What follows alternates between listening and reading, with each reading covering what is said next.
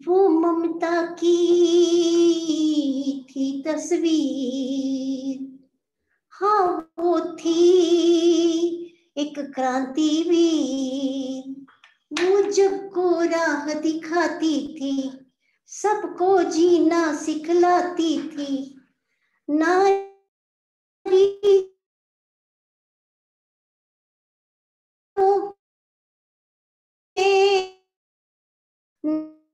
अधिकारों के लिए आवाज उठाती, हर पल आवाज उठाती थी, हर लेती थी वो सबकी पीड़, हर लेती थी वो सबकी पीड़। सावित्री बाई थी वो क्रांतिवीर, क्रांति ज्योति थी वो क्रांतिवीर। सावित्री बाई थी वो क्रांतिवीर। नमस्कार। सावित्री बाई थी वो क्रांतिवीर, समाज सेविका, कवियत्री और वंचितों के लिए आवाज उठाने वाली सावित्री बाई फुले, जिनकी जिंदगी और उनके काम के बारे में अभी भी लोग जानते नहीं हैं, और अगर जानते भी हैं तो कम जानते हैं। यहाँ तक कि बहुत सारी औरतें इस बात से भी अनजान हैं कि आज जो वो पढ़ रही है या लिख रही है और जिनको रोजगार मिल रहा है वो किसकी मेहनत। तो सावित्रीबाई फुले की जिंदगी के बारे में जानते हैं तुषार से। हाँ, क्रांती ज्योती सावित्रीबाई फुले। भारत सरकारने त्यांना सर्वप्रथम भारतीय महिला शिक्षिका होण्याचा मान दिला आहे। आपल्या पुण्यात असणारे जगप्रसिद्ध पुणे विद्यापीठाचे सावित्रीबाई फुले पुणे विद्यापीठ असे नामांतर करून शिक्षण क्षेत्रात सर्वोच्च बहुमान त्यांना दिला आहे। सावित्रीबाई यांचा जन्म 3 जानेवारी 1831 रोजी पुण्यापासून 50 किलोमीटरवर असणाऱ्या सातारा जिल्ह्यातील नायगाव या गावात झाला। त्यांच्या वडिलांचे नाव खंडोजी नेवसे आणि आईचे नाव लक्ष्मी आणि जातीचे फुलमाळी कुणबी असे होते, म्हणजे मागासवर्गीय। त्या काळी मागासवर्गीय जातींना शिक्षणाचा अधिकार नव्हता। ज्योतिराव यांचे त्यावेळचे 4थी पर्यंत शिक्षण मिशनरी शाळेत झाले आणि ज्योतिराव घरी आल्यावर रोज सावित्रीबाईंना शिकवत असत। पाटी पेन्सिल नसल्याने त्यांचे शिक्षण थांबले नाही। शेतकाम करून मोकळ्या वेळेत झाडाखाली मातीमध्ये गिरून अक्षरे शिकवताना बोटांना त्रास होईल, म्हणून झाडाच्या काडीने अक्षर काढीत। लहानपणापासून सावित्रीबाईंना शिक्षणाची आवड होती। जवळच असणाऱ्या मुलांच्या शाळेमागे गुपचूप जे जे ऐकू येईल ते आत्मसात करीत, पण पुढे तेही बंद झाले। एकदा घरी इंग्रजी पुस्तक वाचण्याचा प्रयत्न करत असताना त्यांच्या वडिलांनी सावित्रीकडून पुस्तक हिसकावून घेतले आणि मुलींना शिक्षणाचा अधिकार नाही असे रागावून सांगितले। सावित्रीबाई यांच्या मनात तेव्हापासूनच महिलांना शिक्षण देण्याचा विचार पक्का झाला। सावित्रीबाई लहान असताना त्यांच्या गावात एक नन म्हणजे ख्रिश्चन साध्वी आल्या होत्या। सावित्रीबाई त्यांच्याकडे गेल्या आणि म्हणाल्या, मला शिकायचे आहे, तेव्हा तुम्ही मला शिकवाल का? नन म्हणाल्या, खूप छान, मी नक्की तुला शिकवेन, पण माझी एक अट आहे। सावित्रीबाई म्हणाल्या, कोणती अट? नन म्हणाल्या, शिकण्यासाठी तुझ्या वडिलांची परवानगी घेऊन ये। तेव्हा त्या वडिलांकडे गेल्या आणि म्हणाल्या, बाबा मला शिकायचे आहे। तेव्हा ते म्हणाले, बाळ मी तुला शिकवले असते, परंतु आपल्या समाजात मुलींनी शिकणे मान्य नाही। तेव्हापासूनच सावित्रीबाईंच्या डोक्यात शिक्षणाचे चक्र सुरू झाले। जैसा कि शैलजा ने कहा कि उस गांव में जिसमें सावित्रीबाई रहती थी, नन आती थी स्कूल खोलने का प्रस्ताव लेकर। जिस तरह अंग्रेजी सरकार हर गांव में स्कूल खोलती थी, यहाँ पर भी स्कूल खोलना चाहती थी, इसलिए वो नन को भेजते थे। मगर अंग्रेजी सरकार ये अपनी भलाई के लिए करते थे, क्योंकि जैसे जैसे उनकी सरकार बढ़ती जा रही थी वैसे उनको पढ़े लिखे लोगों की जरूरत रहती थी ताकि वो अपनी बात उनको समझा सके। इनका काम इतना बढ़ गया था कि उन्हें क्लर्क, मुंशी या कर्मचारी की जरूरत थी, जिसकी वजह से वो स्कूल खोलना चाहते थे।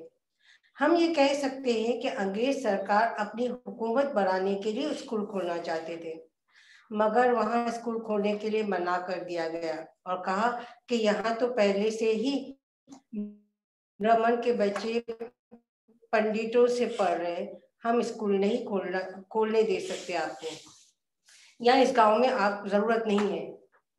जैसे शैलजा ने यह भी कहा कि सावित्री नन से मिलने गई थी और अपनी इच्छा यानी ख्वाहिश जाहिर की थी, मगर नन यही कहती है कि अपनी माँ बाप की इजाजत लेकर आओ। जी हाँ, उस वक्त बच्चों को बहुत इच्छा थी कि वो पढ़े, मगर माँ बाप नहीं पढ़ाना चाहते थे, बोलते थे कि उनकी जात में अलाउड नहीं है, इसकी इजाजत नहीं है। सावित्री बाई उस नन के हाथ में किताब देखती है और पूछती है कि ये कौन है, तो नन कहती है कि ये तो जीसस क्राइस्ट है और ये बाइबल की किताब है, और वो ये भी कहती है कि उन्होंने हमें प्रेम से रहना सिखाया। उस वक्त सावित्री बाई का जवाब सुनिए, इतनी छोटी उम्र में ये क्या कहती है, ये गलत है।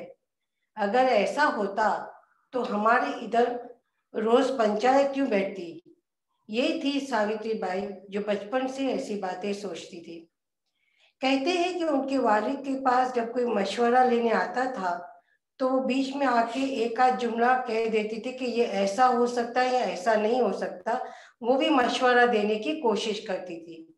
तो शायद आप उनके आगे की शादी के बारे में बताएंगे कुछ? हाँ, यस, बताता हूँ। त्या काळच्या रिवाजानुसार लहान वयातच सावित्रीबाईंचे ज्योतिराव फुले यांच्याशी झाले. लग्नाच्या वेळी सावित्रीबाई 9 वर्ष आणि ज्योतिराव 13 वर्ष असे त्यांचे वय होते. त्यांचं लग्न झालं ते साल 1840 होता.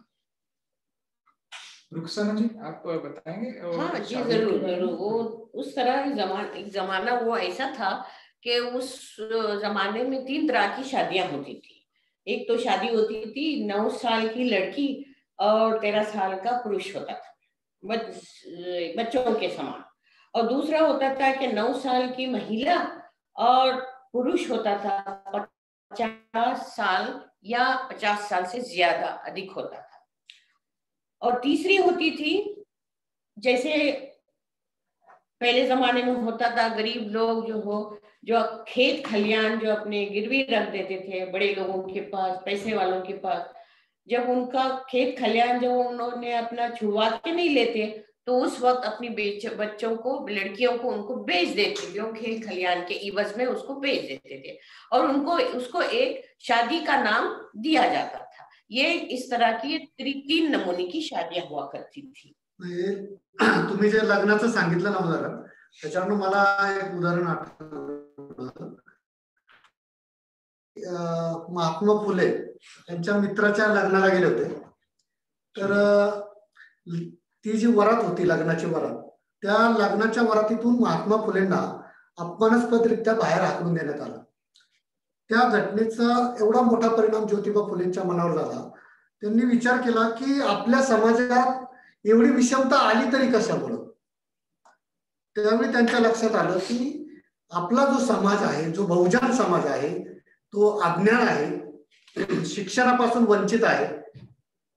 त्यामुळं यांना शिक्षणाचं मार्गाकडे न्यायलाच पाहिजे, म्हणून मग त्यांनी सत्यशोधक समाजाची स्थापना केली. जी हाँ, जितेंद्र भाई, उन्होंने जो सत्य शोधक समाज की बुनियाद रखी थी, इस समाज में क्या होता था कि पहली बात तो खुद सावित्री बाई अकेले उसको संभालती थी और इस संस्था में कम से कम खर्चे में जहेज मुक्त और बिना पंडित व पुजारियों की शादियां करवाई जाती थी. उनकी इस समाज की पहली शादी जो थी वो 25 दिसंबर 1873 में हुई थी. ये शादी सावित्री बाई की सहेली की बेटी की शादी थी और जिसका सारा खर्चा सावित्री बाई ने दिया था. इस तरह बाद में कई जोड़ों के साथ में शादियां होती थी जिसमें खर्चा कम से कम होता था. एक ही मंडप में होता था, इसलिए खर्चा कम होता था। महात्मा फुलेंचं हे जे काम होतं ना, आणि ज्योतिबा फुले आणि त्यांची पत्नी सावित्रीबाई फुले या दोघांनी मिळून जे सत्यशोधक समाजाचं काम सुरू केलं ते इतकं प्रेरक होतं आणि होतं की त्याच्यामुळं जे कर्मठ लोक होतं त्यांना त्रास व्हायला लागला. आणि मग त्यांनी ज्योतिबा फुलेंच्या वडिलांना सांगितलं की तुम्ही तुमच्या मुलाला सुधरा, नाही तर आम्ही त्याला सुधरवतो. म्हणून मग ज्योतिबा फुलेंच्या वडिलांनी त्यांना सांगितलं की तुला एकतर आम्ही म्हणतो तसं वागावं लागेल, नाही तर तुला हे घर सोडावं लागेल. आणि मग शेवटी ज्योतिबा फुलेंना घर सोडावं लागलं त्यांच्या शैक्षणिक कार्यासाठी. हाँ जितेंद्र, ज्योतिबा के पिता सच्ची समाज के ताने सुन सुनकर इतने परेशान हो गए कि एक दिन गुस्सा होकर उन्होंने ज्योतिबा और सावित्रीबाई को घर के बाहर निकाल दिया. तब ज्योतिबा फुले और सावित्रीबाई ज्योतिबा के दोस्त जो थे पुणे में उस्मान भाई, उसके घर पे जाकर रहने लगे. उस्मान भाई की एक बहन थी जिसका नाम था फातिमा शेख. अब धीरे धीरे दोनों फातिमा शेख और सावित्रीबाई की बहुत दोस्ती हो गई और उन्होंने सोचा कि हमको समाज के लिए कुछ ना कुछ और खास करके महिलाओं के लिए कुछ ना कुछ जरूर करना चाहिए, उनको किस तरह पढ़ाना चाहिए. तो उन्होंने सोचा कि इसके लिए हमको खुद अपने आप को भी ट्रेन करना चाहिए. इसलिए दोनों ने एक टीचर्स ट्रेनिंग कोर्स किया. फिर उन्होंने कुछ महिलाओं को उस्मान भाई के घर पे ही बुलाया और उधर उन लोगों को पढ़ाना शुरू कर दिया. फिर 1848 में जब ज्योतिबा ने भारत में पहली महिलाओं के लिए स्कूल खोली, तभी सबसे पहली शिक्षिका, भारतीय शिक्षिका जो थी वो अपनी सावित्रीबाई फुले थी. और सबसे पहली जो मुस्लिम शिक्षिका जो थी वो थी अपनी फातिमा शेख. और ये स्कूल पुणे के भीड़ेवाड़े के अंदर खुला हुआ था.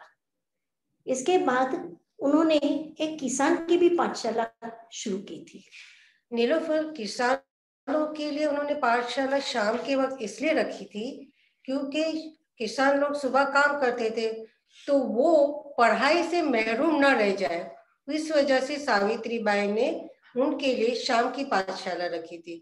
इनकी सोच इतनी बुलंद थी.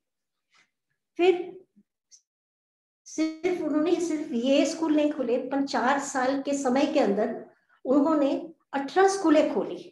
और जब उनका काम देखा ब्रिटिश राज्य के लोगों ने, तो ब्रिटिश सरकार ने इन्हों को स्कूल खोलने की वजह से उनको सम्मान भी किया था. सावित्रीबाई सिर्फ एक अच्छी शिक्षक ही नहीं थी, पर वो एक बड़ी अच्छी कवित्री थी. और उन्होंने महिला को आगे बढ़ाने के लिए, उनको उत्तेजन करने के लिए कई कविताएं लिखी. और उनकी पहली जो 1854 में पहली संग्रह जो उन्होंने बनाई थी कविताओं की, उसका नाम था काव्य फुले. और दूसरी जो उन्होंने रचनाएं बनाई थी 1892 में, उसका नाम था बावन कशी सुबोध रत्नाकर. उनकी एक कविता की कुछ पंक्तियां मैं आपको सुनाती हूँ, जिससे आपको पता चलेगा कि किस तरह से वो महिला को आगे बढ़ाने के लिए प्रोत्साहित करती थी. ज्ञान बिना सब कुछ खो जावे, बुद्धि बिना हम पशु बन जावे, अपना वक्त न करे बर्बाद. सुनो, अपना वक्त न करे बर्बाद, जाओ जाकर शिक्षा पाओ, जाओ जाकर शिक्षा पाओ. क्या खूब. तो हम सब जान गए होंगे कि उन्होंने तालीम की तरफ तो औरतों के लिए बहुत कुछ किया, लेकिन मेरे ख्याल से आप सब जानते ही होंगे कि उन्होंने बहुत सारे औरतों के लिए काम किया. तो इसमें उन्होंने बेवाओं के लिए क्या किया, उनके बारे में मैं रुखसाना से जानना चाहूंगी. हाँ जी, नसीमा जी जरूर बोलूंगी.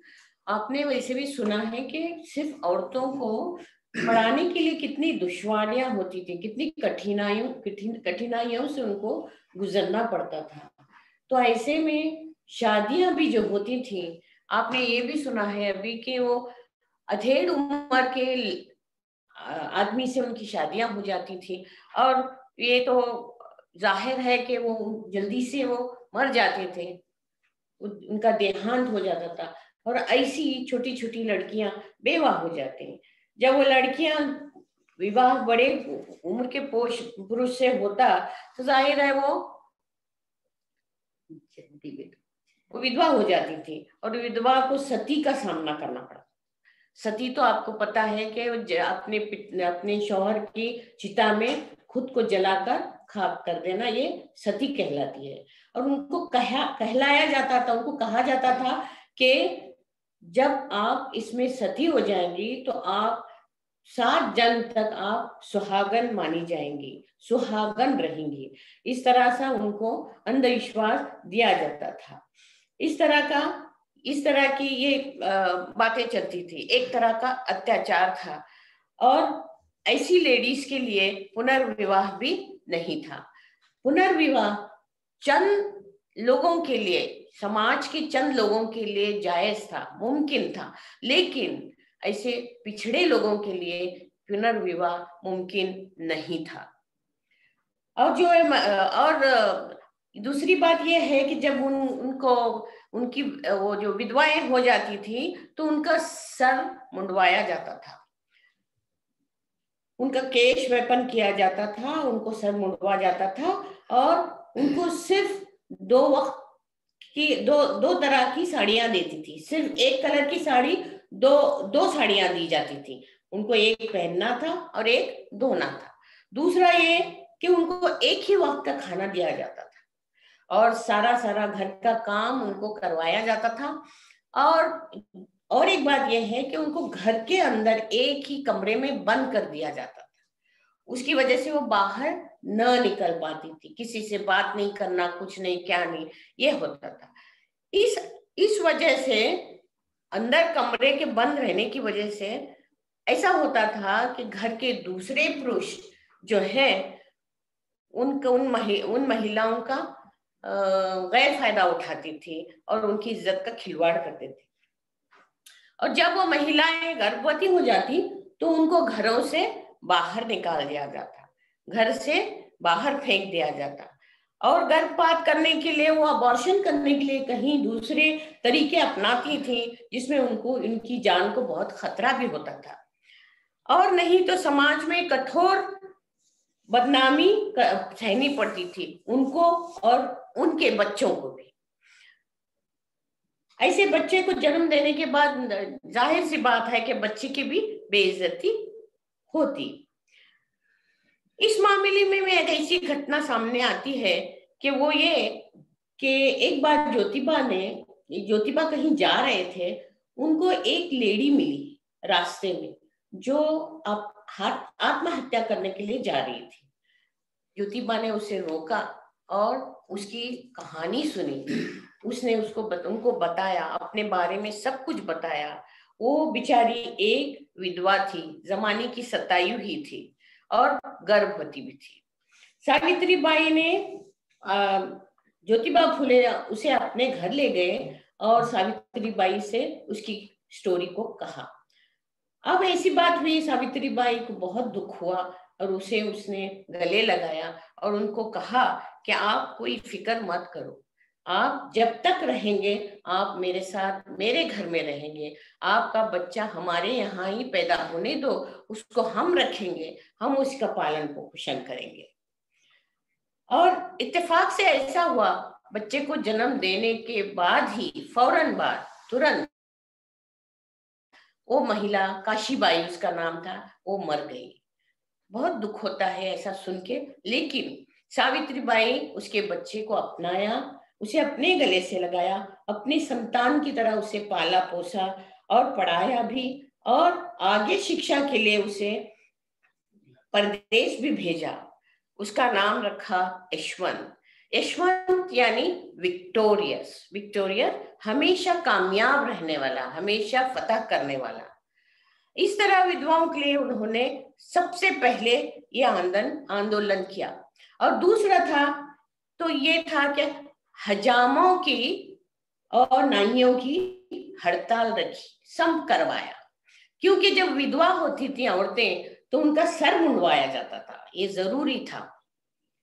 तो सावित्रीबाई फुले ने सब हजामों को एकत्र करके उनका संप करवाया ताकि कोई भी विधवा का वो सर मुंडवा ना सके। इस तरह ये पहला कदम था विधवा अत्याचार विरुद्ध। और और ये भी मैं कहना चाहूंगी कि दूसरी बात यह है कि उन्होंने पुनर्विवाह के लिए भी उस पर जोर दिया। जब एक आदमी मर जाता है तो दूसरे के साथ शादी कर सकती है, औरत शादी करके अपना नया संसार बसा सकती है।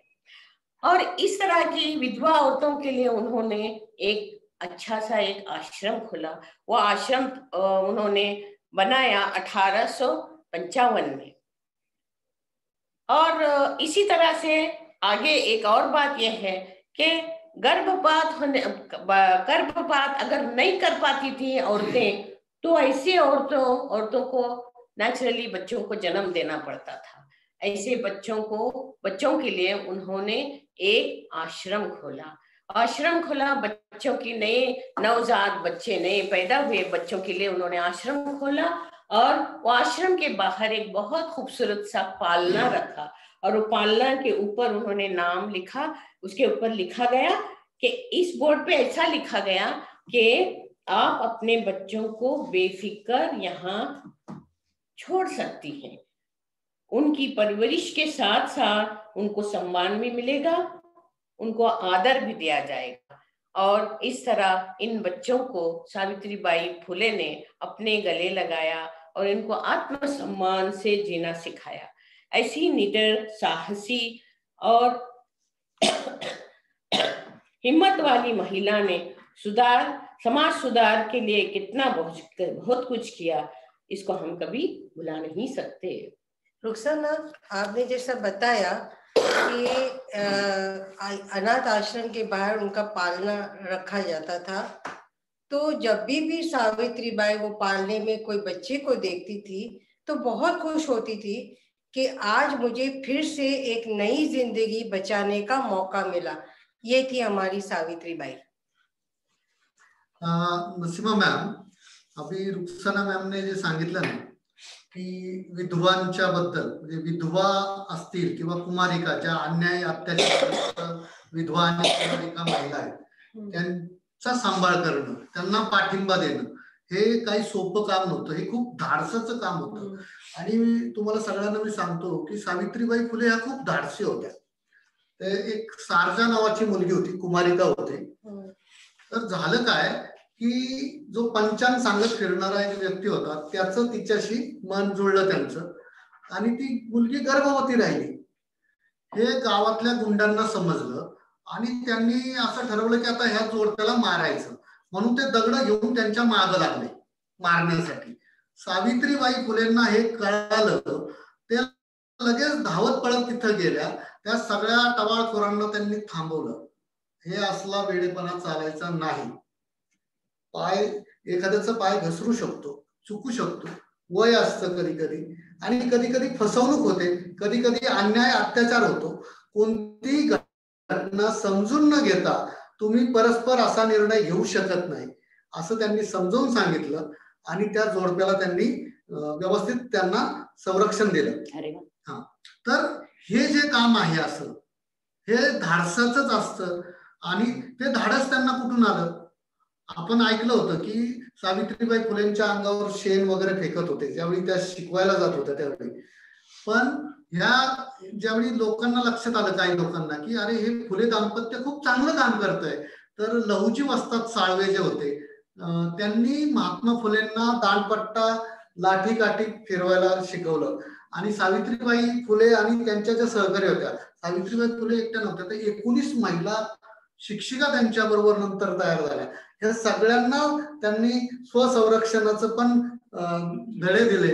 त्यामुळे यांच्यामध्ये जे धाडस आलं ते धाडस फार महत्वाचं होतं आणि त्या कामाला अनेक जणांचा पाठिंबा होता। आणि त्यांचं हे जे शैक्षणिक कार्य आहे त्याच्याबद्दल निलोफर मॅम अजून सांगतील। शैक्षणिक लेडीज एजुकेशन। हाँ, लेकिन एक मिनट, आपने जैसा बोला कि जितेंद्र भाई कि जब वो शिक्षा देने जाते थे तो उन पर कीचड़ विचड़ उछाला जाता था, तो उनका खुद का कहना है कि वो कीचड़, वो गोबर, वो गंदगी को वो फूलों के जैसा लेते थे। That is very nice thing कि उनकी जो ये सोच थी उसी की वजह से वो महिलाओं को उन्होंने शिक्षा दिया।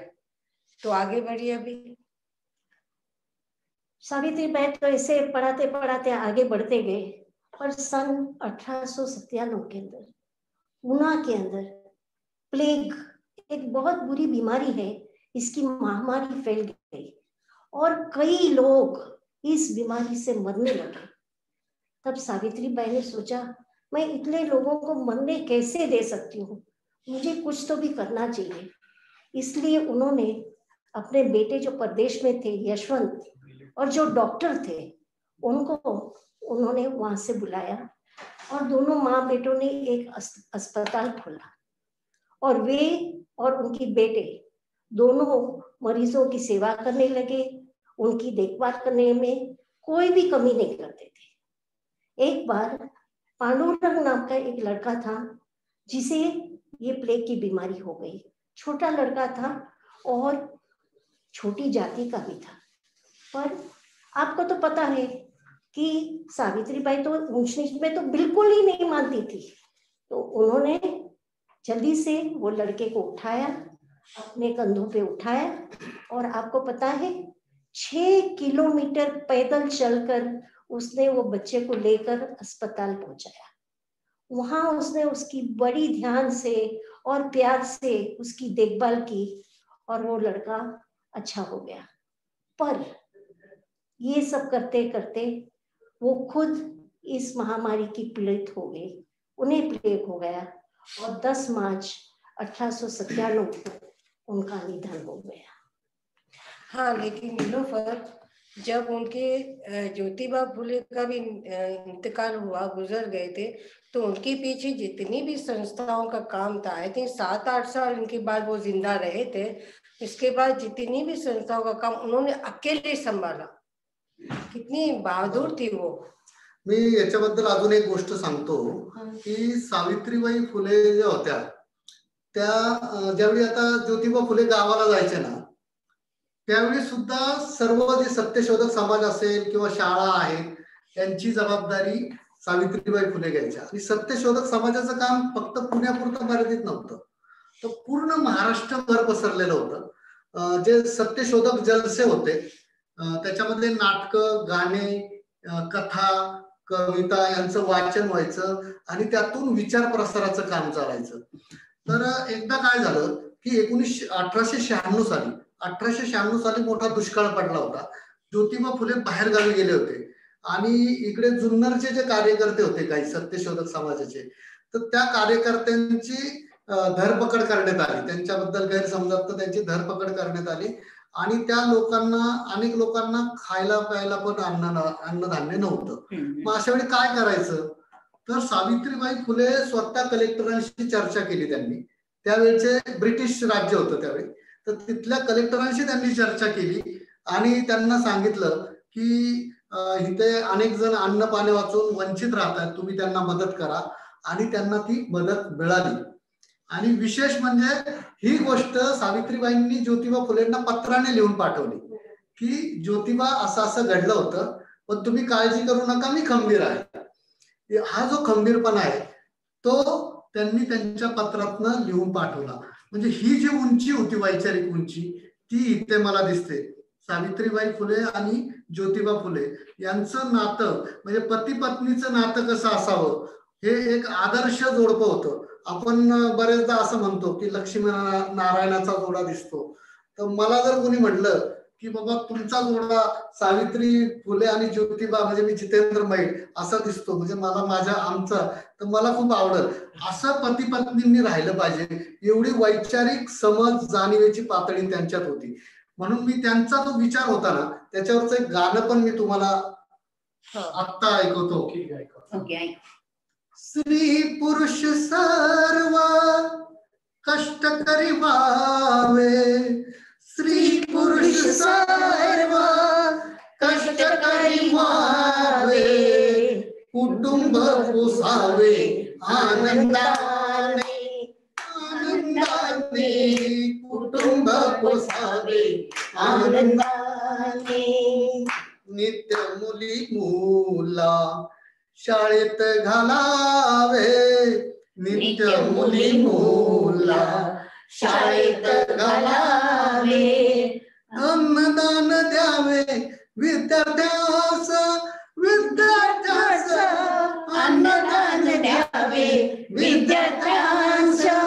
स्त्री पुरुष सर्व कष्टकरी व्हावे, स्त्री पुरुष सर्व कष्टकरी व्हावे, कुटुंब पोसावे आनंदाने, आनंदाने कुटुंब पोसावे आनंदाने. सार्वभौम सत्य स्वतः आचरावे, सार्वभौम सत्य सदा आचरावे. सुखी वागवावे पंगु लोका, पंगु लोका सुखी वागवावे पंगु लोका. अशा वर्तनाने सर्व सुखी व्हाल, अशा वर्तनाने सर्व सुखी व्हाल. स्वतः सुखी व्हाल ज्योतिमाने, ज्योतिमाने स्वतः सुखी व्हाल ज्योतिमाने. स्त्री पुरुष सर्व कष्टकरी व्हावे, स्त्री पुरुष सर्व कष्टकरी व्हावे, कुटुंब पोसावे आनंदाने, आनंदाने कुटुंब पोसावे आनंदाने. मस्त जितेंद्र, खूपच सुंदर आवाज घेतला आणि छान गायलं. जितेंद्र ने तो बहुत अच्छी तरह से ये गाना गाया और हमको बताया कि क्या क्या उन लोग को करते थे. अभी सावित्री बाई के बाद क्या क्या हुआ वो मैं आपको बताती हूँ. सावित्री बाई के जन्मदिन पर विशेष करके महाराष्ट्र की सब महिला पाठशालाओं में उनके जन्मदिन पर बालिका दिन मनाया जाता है. सन 1883 में पुणे की महानगर पालिका ने सावित्री बाई की याद में एक स्मारक भी बनाया. फिर 10 मार्च 1998 में सावित्री बाई की पुण्यतिथि है और ये पुण्यतिथि दिन के पर भारतीय डाक सेवा ने उनके सम्मान के लिए उन्होंने एक डाक की टिकट बनाया जिसके ऊपर उनका फोटो है. और 215 में उनकी स्मृति में सरकार ने पुणे विद्यापीठ का नाम सावित्रीबाई फुले विद्यापीठ रखा है. तो आज हम इस विद्यापीठ को बहुत गर्व के साथ ये नाम से पुकारते हैं, सावित्रीबाई फुले विद्यापीठ. बहुत ही अच्छा रहा आज का प्रोग्राम. मुझे उम्मीद है कि हमारी महिलाओं को पसंद आया होगा. पहली बात तो मैंने ये प्रोग्राम पहला हमारा प्रोग्राम है वो क्यों लिया, क्योंकि सावित्रीबाई फुले का जो मकसद था वो हमारा भी है. हम भी यही चाहते हैं कि हमारी महिलाएं पढ़े लिखे आगे बढ़े, आत्मा सम्मान उनमें पैदा हो. और इसी कारण हमने 5-6 साल पहले ये ज्ञान रुचि शुरू किया था. ये हमारा एक नया कार्यक्रम है, नया प्रोग्राम है जिसको हमने नाम दिया है कलर्स ऑफ ज्ञान रुचि. तो कलर्स ऑफ ज्ञान रुचि ये हमारा नए प्रोग्राम का नाम है. ये प्रोग्राम मैं सोच रही हूँ कि हम हर 15 दिन में पेश करेंगे, जिसमें कभी कुछ ऐसी ही औरतों के बारे में ये प्रोग्राम होगा, कभी त्योहारों के बारे में करेंगे, कभी कुछ कहानियां होंगी, कभी कुछ कहावतों की कहानियां होंगी, कभी कुछ लोकगीत होंगे, जो हमारे जो देश के लोकगीत होंगे उनके बारे में हम ये प्रोग्राम करेंगे. द कलर्स ऑफ ज्ञान रुचि यानी एक नया रंग होगा. हर प्रोग्राम एक नया रंग लेकर आएगा. ऐसा रंग जिसने महिलाओं की जिंदगी को के अंदर रंग भर दिया हो, रंगीन कर दिया हो। ये हमारा पहला रंगारंग कार्यक्रम था सावित्रीबाई फुले। दूसरा प्रोग्राम मैं चाहूंगी कि हमारे साथ आप भी जुड़ जाए, ऐसे कि हम आपको 1-2 दिन में ये प्रोग्राम, नए प्रोग्राम का नाम देंगे जिसमें आप हमारा साथ दें। अगर मैंने कोई प्रोग्राम किया, जैसे मैंने कहावतों पे कहानियां, तो आप भी हमारे साथ जुड़िए, आप भी कहावतों पे कहानियां बनाइए, हम भी बनाएंगे और उसको पेश करेंगे। तो इस तरह क्या होगा, क्रिएटिविटी आ जाएगी, उसमें आपका आत्मविश्वास बढ़ेगा। तो हमें ये भी लगेगा कि आप सिर्फ सुन नहीं रहे, आप हमारा साथ दे रहे। तो इंशाल्लाह नेक्स्ट प्रोग्राम हम वही करेंगे। हमारा जो नेक्स्ट प्रोग्राम होगा, अगला प्रोग्राम होगा, वो है कहावतों पे कहानियां, जो तैयार करनी है। जितेंद्र भाई आपको डेट दे देंगे और अभी से आप शुरू हो जाइए, सोचिए कौन सी कहावतें और कौन सी कहानी लेनी है और एक दूसरे से बात कीजिए। तो क्या होगा कि आप एक दूसरे से बात करने लगेंगे, आपके दोस्त बन जाएंगे। यानी एक अगर महिला एक जगह रहती है, दूसरी जगह रहती है, तो जूम के जरिए आप उनसे बात कीजिए, मैं ये कहानी रही, तेरे ध्यान में कुछ और कहानी है। तो इस तरह आपका जो है वो क्या बोलते हैं, सोशल सर्कल बढ़ जाएगा। तो इंशाल्लाह हम दूसरा प्रोग्राम लेकर आएंगे। इससे पहले मैं हमारी टीम, ये प्रोग्राम टीम के बगैर नहीं हो सकता था। मुझे रुखसाना, जितेंद्र भाई, नीलोफर, शैलेजा, तुषार, सबने मैं नाम भूल गए हो तो सॉरी, सुनंदा मैम, जो हमारे साथ अभी यहाँ नहीं जुड़े हैं, लेकिन वो हमारा साथ बहुत देते हैं इंग्लिश क्लास में। और हमारी साथ जो नीलोफर और जो रुखसाना जुड़े हैं और जो सुनंदा है, वो हर हफ्ते आप लोगों को बहुत दिल से, मैं बोलूँगी बहुत दिल से इंग्लिश क्लास पढ़ा रहे हैं और बहुत आगे निकल गए आप। यानी मुझसे भी अच्छी इंग्लिश आने लगी। आज ही रुखसाना मुझे बोल रहे थे कि लोग बहुत अच्छा कर रहे हैं।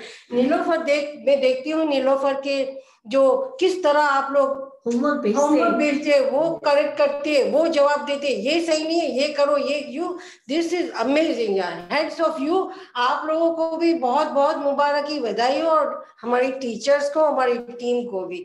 सो थैंक यू वेरी मच। अभी नेक्स्ट प्रोग्राम के लिए आप तैयारी कीजिए। Bye. Thank you. Bye bye bye.